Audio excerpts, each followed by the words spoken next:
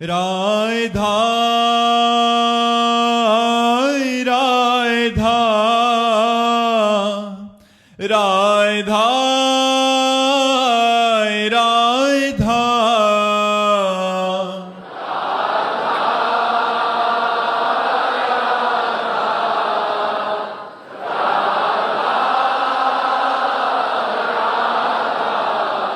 हाय राधा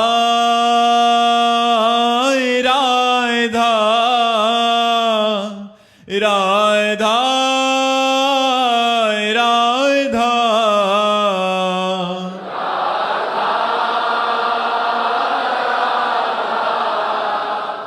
राधा राधा श्री राधा वल्लभ लाल की समस्त संत हरि भक्तन की वृंदावन धाम की सतगुरुदेव भगवान की। महाराज जी, जो आपने अभी बताया बच्चों की हालत, आप भी ये लिख रहे हैं कि महाराज जी बचपन से कुसंग में पढ़कर कक्षा 9वीं से ही मुझे धूम्रपान एवं शराब सेवन की बुरी लत लग गई, जिसके कारण मेरा मन पढ़ाई में नहीं लगता। अत्यधिक क्रोध के कारण ना चाहते हुए भी अपने माता पिता को अपमानित कर देता हूँ। मैं अभी कक्षा 12वीं का छात्र हूँ और मैं इस छोड़ना चाहता हूँ, इसलिए आपकी शरण में आया हूँ महाराज जी। अब बच्चा छोड़ना तो आपको ही पड़ेगा। हम तो आपसे निवेदन कर सकते हैं कि आज वृंदावन आए हो, अगर थोड़ा भी आप हम पर श्रद्धा रखते हैं तो हमारे सामने खड़े होकर के आप एक कसम खाइए कि आज के बाद शराब नहीं पिएंगे। मैं आपके सामने खड़े होकर कसम खाता हूँ कि मैं आज के बाद कुछ भी शराब वगैरह धूम्रपान या गलत चीजों की बहुत सेवन नहीं करूंगा। भगवान सहयोग करेंगे, भगवान सहयोग करते हैं। दूसरी बात, एक हमारी प्रार्थना मान लीजिए, रोज अपने माता पिता के चरण छूजिए। जी गुरुजी। छुएंगे? जी पक्का? पक्का। ठीक। तीसरी बात आप हमारी मान लीजिए, 24 मिनट राधा नाम जप करेंगे। जी। घड़ी से देखकर 24 मिनट एकांत में राधा नाम जप करेंगे। जी। इस समय आप जो मनावे धर्म के अनुसार करो कार्य और पढ़ाई करो, नशा न करना। 24 मिनट राधा नाम, रोज माता पिता के चरण छूना और कोशिश करो ब्रह्मचर्य नष्ट ना होने पावे। जब तक ब्याह ना हो, फिर आप देख लो आपका जीवन कितनी जल्दी उन्नतिशील हो जाएगा। ठीक है जी। चलो, भगवान की कृपा ना होती तो आप हमारे पास आते ही नहीं। भगवान की कृपा आप पर है तो उसका रसास्वादन कीजिए। ठीक है जी महाराज। हाँ, आज के बाद गलती करना मत। ठीक है? ठीक है महाराज जी आज बहुत सारे बच्चों की यही हालत है महाराज जी। काफी जने आपको सुनते हैं महाराज जी, आपकी तरफ से निरंतर इस बात पे जोर दिया जाता है कि व्यसन से मुक्त हुआ जाए, माता पिता की सेवा। और बट महाराज जी बहुत ऐसा ही, ये तो एक उदाहरण था महाराज जी, ऐसे हजारों लाखों बच्चे महाराज जी इसी गर्त में जा रहे हैं। बचपन से ही स्कूल शिक्षा स्तर से ही, फिर कॉलेज में, फिर अब इसमें देखो, संत महात्माओं के प्रति पहले तो अश्रद्धा प्रकट कर दी गई है समाज में। कुछ फिल्में, कुछ सीरियल ऐसे बना दिए गए। दूसरी बात, कुछ ऐसी गंदी बातें हो गई जिससे संतों के प्रति अश्रद्धा हो गई। नौजवान लोग वही बातें देखते हैं। यदि संतों की वाणी पर विश्वास हो जाए तो हमारा समाज सुधर जाए। यदि संतों पर श्रद्धा हो जाए तो हमारा समाज सुधर जाए। एक प्रार्थना जरूर हमें करेंगे कि अगर नकली नोट है तो असली नोट उसका होता है, असली वर्जन होता है उसका। तो अगर कोई पाखंड करता है तो कोई सच्चा भी होगा। भगवान से प्रार्थना करो कि सच्चे संतों का संग मिले तो निश्चित जीवन का परिवर्तन हो जाएगा, निश्चित परिवर्तन हो जाएगा। बिना सत्संग के परिवर्तन नहीं होगा। अपने पास तो ऐसे ऐसे मरीज आए हैं कि उन्होंने कहा कि मैंने शराब नशा ये छोड़ने के लिए कई बार नशा मुक्ति केंद्र में हम भर्ती हुए, लेकिन फिर भी नहीं छोड़ पाए। और जब से आपका सत्संग सुना तो 40 साल का शराबी मैं आजीवन के लिए छोड़ चुका हूं, तब आपके पास आया हूं। तो सत्संग जो काम करेगा वो कोई औषधि काम नहीं कर सकती। यदि ईमानदारी से साधु का संग किया जाए और थोड़ी देर सत्संग सुना जाए तो हमारे जीवन का परिवर्तन निश्चित हो जाएगा। देखो, अगर ये बच्चा सत्संग न सुने होता तो ये आता ही नहीं। ये सत्संग ही लाया है इसे कि मुझे सत्संग बचा सकता है। उसे आशा है कि मुझे संत बचा सकते हैं, मुझे सत्संग बचा सकता है, तो देखो भगवान ने उसको नियम में बांध दिया। अगर ये नियम निर्वाह कर लेगा तो इसका जीवन उन्नतिशील हो जाएगा। आप अपने ये खुद अपने देखेगा कि मेरा जीवन कितना प्रगतिशील हो रहा है। इसलिए हमारे संत महात्मा विचरण करते रहते थे, गांव गांव जाकर घर घर भिक्षा लेकर उनको उपदेश देते थे।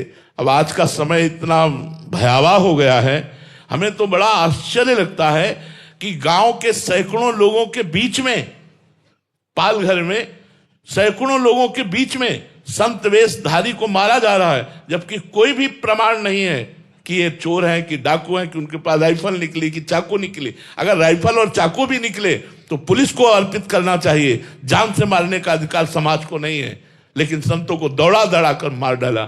तो आज हमारे समाज में भगवान की कृपा है कि कुछ श्रद्धा बढ़ रही है, नहीं तो संतों के प्रति श्रद्धा नहीं रह गई। उसी का परिणाम है ये कि अध्यात्म शून्य जीवन। नए नए बच्चे, ये शराब पीने की अवस्था है, 12 क्लास में पढ़ रहा है तो 9वीं क्लास से लेकर 12वीं क्लास तक का बच्चा शराब पीने की अवस्था है। ये तो संयम और नियम में रहने की अवस्था है। तो ये क्या परिणाम हुआ? कुसंग, सत्संग न मिलने के कारण बच्चा कुसंग में फंस करके अपने जीवन को नष्ट कर रहा है। अब यही डिप्रेशन में पहुंच जाएगा और यही अपनी की सोचेगा। अगर हम उसको सत्संग ना दें तो कैसे संभलेगा? तो हमारे जो संत महात्मा हैं भारत में, उन पर श्रद्धा की जाए, उनके वचनों का अनुसरण किया जाए, उनकी आज्ञा पालन की जाए। देखो, संत दर्शन मात्र से पाप नष्ट हो जाते हैं। कहीं संतों का चरण धोवन मिल जाए, कहीं अपने घर में संतों का चरण धोवन करके, छिड़क करके, आरती पूजा करके उनको भोजन पवा दिया जाए। अरे यही सब मंगलकारी, गृहस्थों के मंगलकारी बच्चों पर प्रभाव डालते हैं। हम लोग जब बच्चे थे तो सन्यासी महात्मा जन हमारे यहाँ आया करते थे, तो दूर से जे देखे दंड लिए आ रहे तो दौड़ाते, पिताजी दौड़ दौड़ देखो संत आ रहे हैं, साष्टांग दंडवत। जो ही संत आकर विराजमान हुए, पात्र से उनके चरण धोना, चरण धोने के बाद आरती करना, फिर साष्टांग दंडवत होना, हाथ जोड़कर खड़े रहना। उसी का परिणाम हुआ कि वही रंग हमारे ऊपर चढ़ा और हम भी भगवत मार्ग के पथिक बने। संत कृपा करें तो संत बना दें, और संतों पर श्रद्धा नहीं रह गई तो फिर समाज की दुर्दशा निश्चित है, क्योंकि संत ही तो संभालते हैं। संत न होते जगत में तो जल जाता संसार। एक संत भजनानंदी है तो पूरे एरिया को पवित्र किए रहता है। उसके शरीर से स्पर्श करके वायु जब जाती है और तुम्हारे शरीर को स्पर्श करती तो निष्पाप कर देती है, क्योंकि वो निरंतर भगवान नाम जप कर रहा है। तो आज हमारे समाज को अध्यात्म की आवश्यकता है, अध्यात्मवान ही सुधार सकता है। संत जन भिक्षा मात्र पा करके और उपदेश करते तो समाज का कल्याण कर देते थे। भिक्षा और शिक्षा हमारा संबंध है, गृहस्थ से भिक्षा और विरक्त से शिक्षा। जब आप शिक्षा ग्रहण करेंगे तो आप पवित्र बन जाएंगे, और जब वो आपकी भिक्षा ग्रहण करेंगे तो आपके पापों का नाश कर देंगे। अब वो धीरे धीरे सब लुप्त होता जा रहा है, इसलिए हमारी नव समाज बिगड़ती चली जा रही। हमारे समाज को सत्संग की आवश्यकता है, अध्यात्म की आवश्यकता है। नरेंद्र सिंह जी गाजियाबाद से। राधा वल्लभ श्री हरिवंश महाराज जी, महाराज जी, संत समागम का असली अर्थ क्या होता है, और ये एक उपासक जो श्री जी की उपासना में लगा हुआ है उसके जीवन पर इसका क्या प्रभाव पड़ता है? समस्त कर्म शास्त्रानुकूल होने लगे,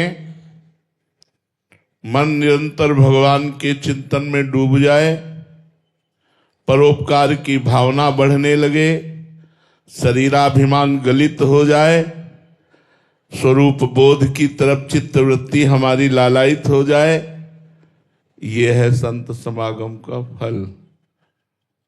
संत संग अपवर्ग कर, कामी भव कर पंथ।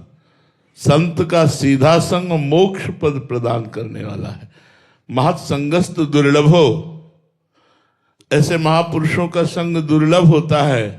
अगर मिल भी जाए तो अगम्यो, निर्वाह करना कठिन होता है। अगर निर्वाह कर ले गया तो अमोघश्च, निश्चित भगवत प्राप्ति हो जाएगी। संत संग जब भगवान द्रवित होते हैं तब प्रदान करते हैं, और संत संग का फल है कि जितनी साधुता के सद्गुण हैं वो उसके हृदय में आ जाते हैं जो संत संग करता है। इसलिए भगवान से प्रार्थना करनी चाहिए कि हमें संत संग प्राप्त हो। भक्ति स्वतंत्र सकल सुख खानी, बिनु सत्संग न पावे प्राणी। चाहे भक्ति हो या ज्ञान हो या कर्मयोग हो, जब तक संत का संग नहीं होगा तब तक वो योगी नहीं हो सकता। वो भोगी नाना प्रकार के नानात्व में सुख ढूंढता हुआ भटकेगा, और जब संत संग मिल जाएगा तो वहीं से वो भगवत सन्मुख होना प्रारंभ हो जाएगा, और उसकी समस्त मनोविलासिता भगवान के चरणों में समर्पित होकर शांत हो जाएगी। यही संत संग का फल है। उत्कर्ष चंदेल जी हरद्वाई से। महाराज जी आपके चरणों में कोटि कोटि प्रणाम। महाराज जी आज्ञा समना सुसाहिब सेवा को कैसे पुष्ट करें? जब अपने आप को समर्पित कर दिया जाता है तभी ये बात आती है।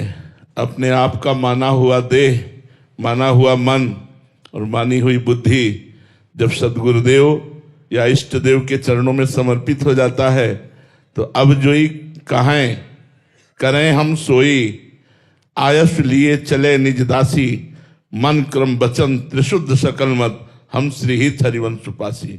अब जो आज्ञा होती है दास उसी आज्ञा का पालन करता है। बस उनकी आज्ञा के अनुसार ही जीवन हमारा चलता है। हमारी कोई कामना नहीं, हमारी कोई वासना नहीं, हमारा कोई कर्तव्य नहीं। हमारा एक ही कर्तव्य है, गुरु आज्ञा में, शास्त्र आज्ञा में, संत आज्ञा में, भगवत आज्ञा में अपने जीवन को समर्पित कर देना। ये तभी होता है जब देहाभिमान, बुद्धि और मन इन तीनों को समर्पित कर दिया जाए, तब होता है ये। और ये तीनों समर्पित होते हैं सत्संग से, नाम जप से, साधु सेवा से, संतों के चरित्र सुनने से, भगवत स्वरूप मानकर जगत की सेवा करने से हमारा हृदय निर्मल होता है। और निर्मल बुद्धि, निर्मल मन, निर्मल अहम ही भगवान को प्राप्त कराता है, मलिन नहीं। इसलिए सत्संग करो, नाम जप करो, पवित्र भोजन भगवान को अर्पित करके करो, दूसरों को सुख पहुंचाने की चेष्टा करो। किशोरी जी मुंबई से। राधा वल्लभ श्री हरिवंश महाराज जी। महाराज जी जीवन मुक्त होना, इसका भावार्थ क्या है महाराज जी? शरीर से राग न रह जाना, अंतःकरण से राग न रह जाना, स्वभाव से राग न रह जाना। स्वभाव कारण शरीर, अंतःकरण सूक्ष्म शरीर और ये पांच भौतिक स्थूल शरीर, जो तीनों शरीरों के राग से रहित है वो जीवन मुक्त था, है, रहेगा। वही अनुभव करना है। आत्मा कभी बंधन को प्राप्त हुआ ही नहीं, भ्रम से हुआ। तो जासु कृपा सब भ्रम मिट जाई, गिरजा सोई कृपालु रघुराई। वही भगवान गुरुदेव रूप से जब उपदेश करते हैं तो सब भ्रम नष्ट हो जाते हैं।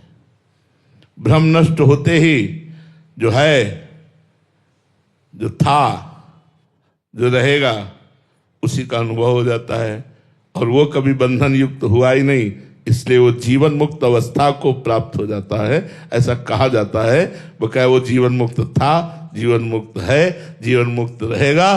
पर देहाभिमान में आसक्त होने के कारण वो अपने जीवन मुक्त स्वरूप को नहीं जान पाया, और जहां जाना तहां विदेह मुक्त हो गया, जीवन मुक्त हो गया, अविद्या मुक्त हो गया। इसी को मोक्ष पद भी कहते हैं। समीर महाजन जी एटा से। राधा वल्लभ श्री हरिवंश महाराज जी। महाराज जी यदि किसी उपासक को अपने इष्ट देव से भी अधिक संत प्रिय लगने लगे तो क्या ये बहुत बड़ी कृपा? ऐसा कहाँ होता है, ऐसा बड़ा मुश्किल होता है भाई। अगर ऐसा हो रहा है तो बहुत बड़ी इष्ट देव की कृपा है कि उसे संत प्राण प्रिय लगने लगे। ये तो बहुत बड़ी बात है, बहुत बड़ी बात है। इष्ट में प्रेम होना यद्यपि बड़ी बात है, लेकिन इष्ट देव के प्रेमियों में प्रेम होना ये बहुत बड़ी बात है। इष्ट एक ही है, सच्चिदानंद परमात्मा। उसे राम कृष्ण कहो, शिव कहो, हरि कहो, ब्रह्म कहो, जो चाहे कहो।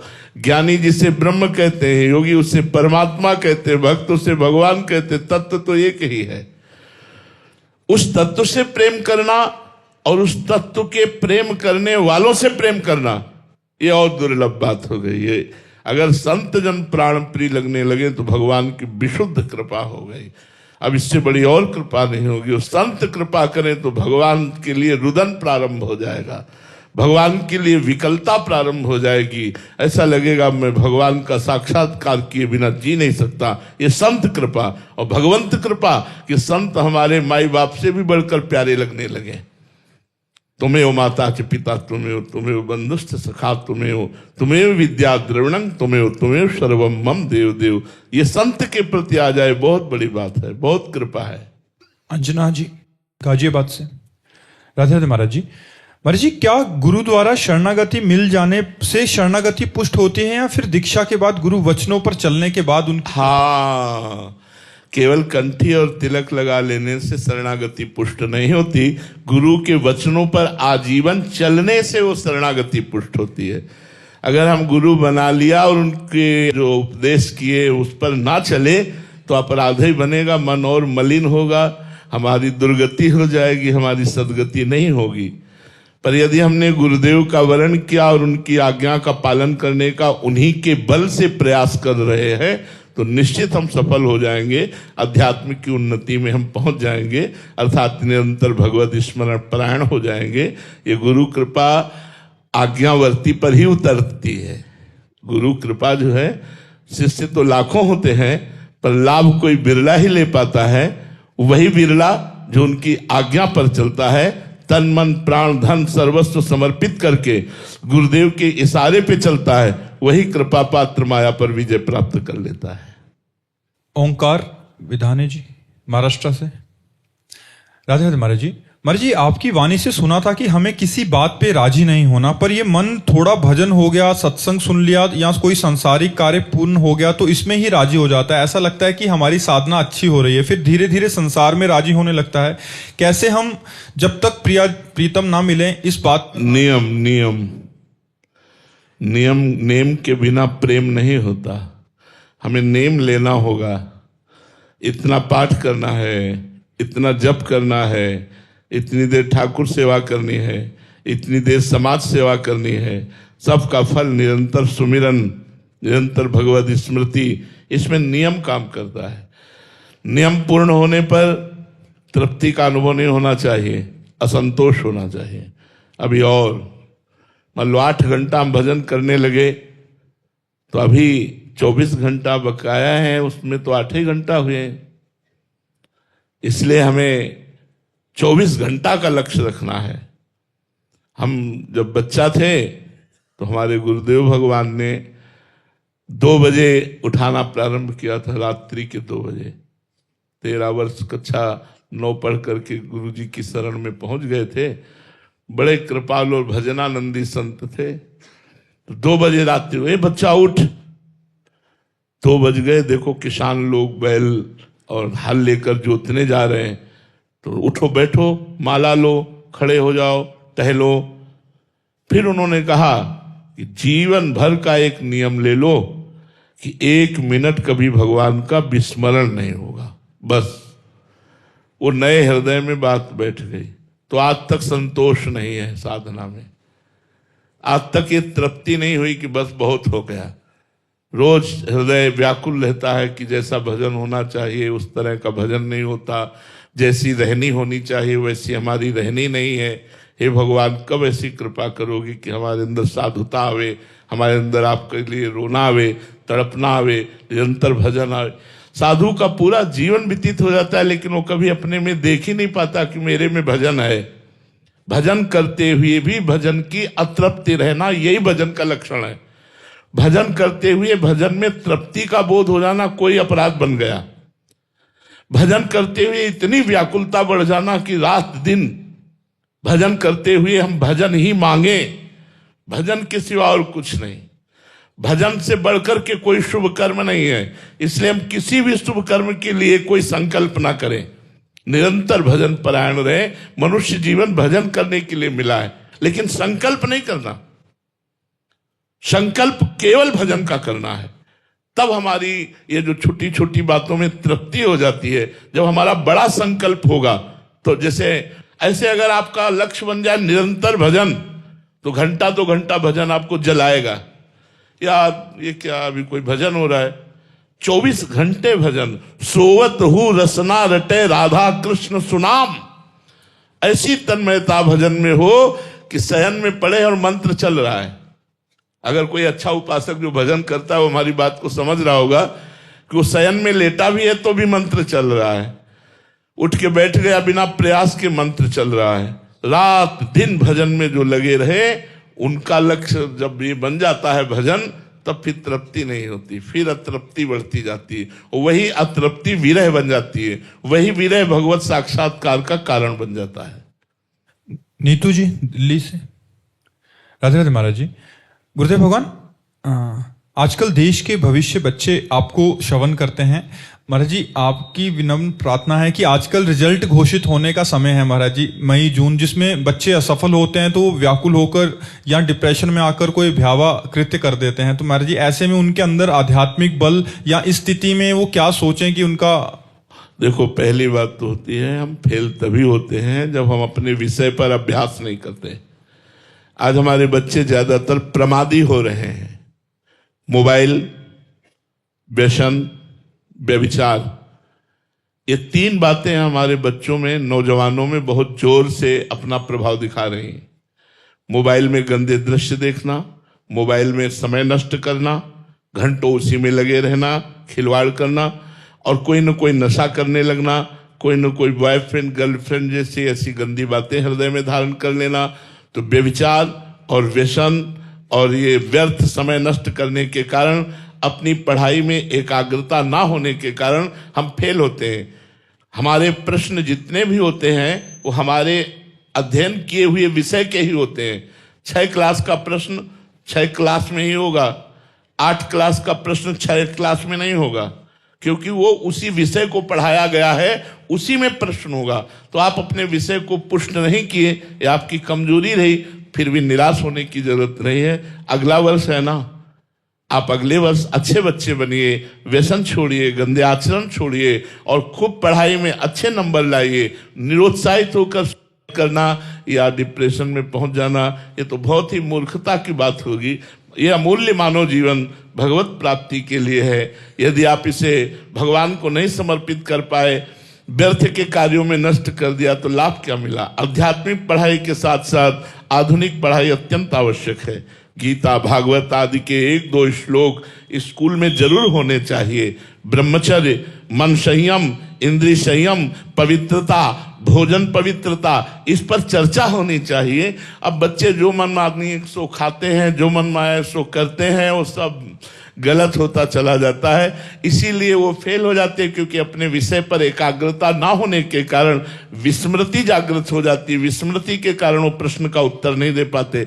तो हमें लगता है ब्रह्मचर्य से रहा जाए, पवित्र भोजन पाया जाए। इसलिए पहले गुरुकुलों में रखा जाता था, क्योंकि उसमें संयम प्रधान होता। संयम प्रधान, बड़े विवेकवान, बड़े बुद्धिमान, बड़े स्मृतिवान, बड़े लोक कल्याणकारी जन प्रकट होते थे। बाल्यावस्था से उनकी ऐसी रचना की जाती थी गुरुकुलों में कि वो हमारे देश को सुख पहुंचाने वाली वृत्ति धारण करते थे। अब तो छोटे छोटे बच्चे जहां विद्या विनयम ददाति, वहां अभिनय कर रहे हैं, अपने माता पिता को डांट रहे हैं, अपने माता पिता की अवहेलना कर रहे हैं, हिंसात्मक वृत्ति में उतर आते हैं। आप अगर थोड़ा भी डांटे तो कहेंगे हम कर लेंगे। ऐसी परिस्थितियां बच्चे प्रकट कर रहे हैं कि माता पिता टीचर सब असहाय हो रहे हैं। तो यदि बच्चों को आध्यात्मिक शिक्षा मिले और वो अध्यात्म से जुड़े तो ही सुधार हो सकता है, अन्यथा आधुनिक पढ़ाई उनका सुधार नहीं कर पाएगी। आध्यात्मिक के बिना आधुनिकता उसको संभाल नहीं पाएगी और गड्ढे में गिरा देगी। जगदीश सिंह नेगी जी, देहरादून से। राधे राधे महाराज जी। महाराज जी, किसी जीव या साधक पर ईश्वर की कृपा और उच्च चेतना कब और कैसे प्रकट होती है? कहा नहीं जा सकता, कहा नहीं जा सकता। कब और कैसे, कहां और किस पर, कहा नहीं जा सकता। इसका उत्तर है कहा नहीं जा सकता। पता नहीं दया निधान कब, कहां, किस पर, कैसे रीझ जाए और कैसे कृपा हो जाए। एक क्रूर हिंसक ब्रह्मर्षि बन सकता है, एक क्रूर हिंसक ब्रह्मर्षि बन सकता है। जीवन भर व्यभिचार करने वाले के मुख में अंतिम समय नारायण नाम आ जाता है। कब, कहां, कैसे कृपा हो जाए, कुछ नहीं कहा जा सकता। कृपा के लिए कोई विधान नहीं है, कोई संविधान नहीं है। वो कब, कहां, किस पर हो जाए, बस यही अहेतु की कृपा का यही चमत्कार है। जब वो हो जाती है तब समझ में आता है हम पर कृपा हो गई, पर हमारे अंदर कोई सद्गुण नहीं है, हमारे अंदर कोई पात्रता नहीं है, हम कृपा के लायक नहीं है, पर कृपा हो गई। अब हो गई तो जगत पूज्य बन जाएगा, वो भगवान का प्रिय बन जाएगा, वो महापुरुष बन जाएगा। कृपा है क्या बना दे। इसलिए कब, कहां, किस पर, कैसे, इसका उत्तर नहीं दिया जा सकता। शुभम कुमार जी झारखंड से। राधे राधे महाराज जी। महाराज जी, जिस प्रकार से आप विरक्त होकर राधा रानी को इस कोटि के दास बने, वैसे मैं ग्रस्त में रहकर बिल्कुल आपकी जैसी स्थिति प्राप्त कर सकता हूं। कै साल के हो? 23 साल। 23 साल, 10 साल तो पीछे हो गए। अभी तो अब पहले ही 10 साल पीछे हो गए। हमने तो 13 से ठाकुर जी ने हमें से शुरू करवाया था, तो 10 साल पीछे हो गए। अब इसके बाद कितनी वासनाएं हैं, क्या क्या वासनाओं के खेल खेले हो, वो मिटाना। प्रेमानंद ऐसे थोड़ी होता है। पहले विषयानंद का त्याग करे, जगदानंद से वैराग्य ले, फिर लोक परलोक के भोगानंद का त्याग करे, तब कहीं जाके प्रेमानंद होता है। प्रेमानंद ऐसे थोड़ी हो जाता है। बात समझ रहे भाई? प्रेमानंद गृहस्थ विरक्त नहीं देखता, वो तन्मयता और अनुराग देखता है। जहां तन्मयता और अनुराग है वही प्रेमानंद है। प्रेमानंद किसी व्यक्ति का नाम नहीं, कि स्थिति है। प्रेम और आनंद, प्रेम है प्रियाजू और आनंद है लालजू। जो प्रिया लाल में मस्त है वही प्रेमानंद है, जो विषयों में मस्त है, जगत में मस्त है, तो जगदानंद है, वो प्रेमानंद नहीं है। तो भाई दुर्लभ तो नहीं है मनुष्य देह में कुछ, लेकिन प्रयत्न करना पड़ेगा।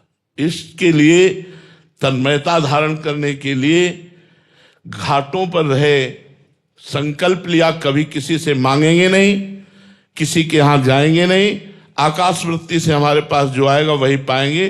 काशी में 80 घाट से लेकर मणिकर्णिका घाट तक ही रहते थे। जो कुछ मिल गया, कभी थोड़ा सतुआ मिल गया, कभी कोई एक पीस बर्फी दे दी, कई कई दिन भिक्षा न मिलने पर भी बस एक यही, मुझे ब्रह्माकार वृत्ति चाहिए, मुझे भगवदाकार वृत्ति चाहिए, कोई लालसा नहीं। एक कमंडल जल पिया और बैठ गए पद्मासन लगाकर, प्राणायाम करके निरंतर भगवान शिव के चिंतन में। अब कैसे करना, तो वही पड़ेगा, चाहे गृहस्थ में हो चाहे विरक्त में हो। जब लक्ष्य प्राप्त करना है तो संपूर्ण भोगों से वैराग्य प्राप्त करके तन्मयता पूर्वक भगवान का भजन करना पड़ेगा। आप किसी भी गृहस्थ भक्त के चरित्र पढ़ के देखो, कितना विरक्त है। पत्नी पुत्र परिवार होते हुए भी वो अनासक्त है, घर में खाने के लिए भी नहीं है, लेकिन वो बिल्कुल प्रसन्न है, भगवान से कोई मांग नहीं। ऐसे भक्तों के चरित्र भरे पड़े हैं भक्तमाल जी में, आप पढ़ करके देखिए। हम आपको निरुत्साहित नहीं कर रहे, लेकिन बहुत कठिन है। उत्साह पूर्वक चलो और विषय वासना का मर्दन करके निरंतर भगवान का नाम जप करो और अपने आप को भूल जाओ केवल भगवान की स्मृति में, तो प्रेमानंद जागृत हो जाएगा। फिर प्रेमानंद की स्थिति आ सकती है। श्री राधा वल्लभ लाल की या तो सामने हो यार, सामने हो यार। तो नचना पैदा अच्छा आप ही ने बना दिया। अच्छा, बहुत सुंदर, बहुत सुंदर। सामने हो रे यार अपना प्यार, अपना यार सामने हो तो हृदय में उमंग आती ही है। बहुत 2 लाइनें सुनाएंगे उसकी। इश्क बुल्ले नू नचावे यार ते नचना पैंदा ਏ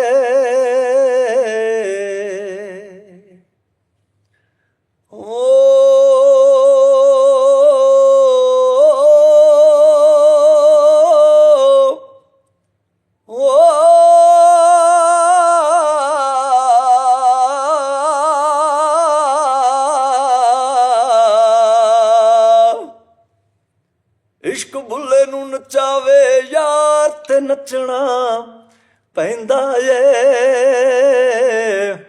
सामने होवे यार ते नचना पैंदा ਏ सामने होवे यार ते नचना पैंदा ਏ वाह वाह मौज फकीरां दी, वाह वाह मौज फकीरां दी, ਕਦੇ ਤੇ ਪੈਨਣ ਮਖਮਲ ਜ਼ਰੀਆਂ ਕਦੇ ਤੇ ਪੈਨਣ ਮਖਮਲ ਜ਼ਰੀਆਂ ਕਦੇ ਗੋਦੜੀ ਲੀਰਾਂ ਦੀ ਵਾਹ ਵਾਹ ਮੌਜ ਫਕੀਰਾਂ ਦੀ ਵਾਹ ਵਾਹ ਮੌਜ ਫਕੀਰਾਂ ਦੀ ਹੋ